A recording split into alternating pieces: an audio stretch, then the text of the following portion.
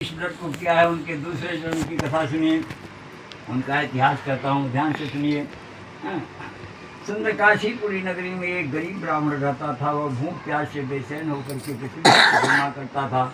ब्राह्मणों से प्रेम करने वाले भगवान ने बूढ़े ब्राह्मण का रूप धारण करके उसके पास जाकर के पूछा कि हे ब्राह्मण देवता, आप पृथ्वी पर क्यों घूमते हो? मुझसे कहो, मैं सुनना चाहता हूँ। गरीब ब्राह्मण कहता है कि हे प्रभु, मैं बहुत ही निर्धन हूँ और अपने परिवार का जीव को उपार्जन करने के लिए मैं भिक्षा मांग करके अपने परिवार का पालन पोषण करता हूँ। यदि इसका कोई दूसरा उपाय जानते हो तो कृपा करके बताइए। ब्राह्मण बोला, सत्यनारायण भगवान मनवांछित फल देने वाले हैं, इसलिए हे ब्राह्मण तू उनका पूजन कर, जिसके करने से मनुष्य के सब दुख दूर हो जाते हैं।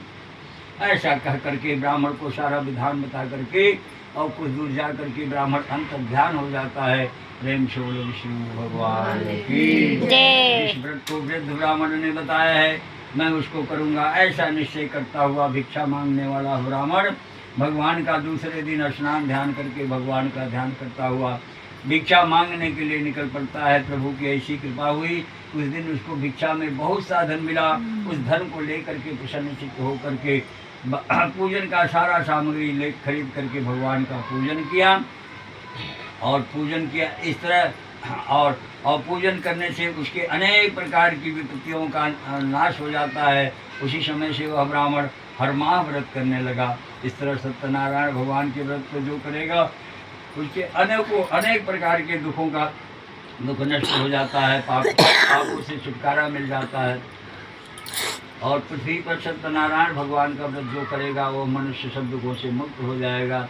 इस तरह नारद जी ने नारायण का कहा हुआ यह व्रत मैंने तुमसे कहा है। कहते हैं, हे विप्रों, और क्या कहूँ? ऋषि बोले, हे मनुष्य, संसार में उस ब्राह्मण से सुनकर के किस किस ने इस व्रत को किया है मैं सुनना चाहता हूँ, हमारे मन में श्रद्धा है।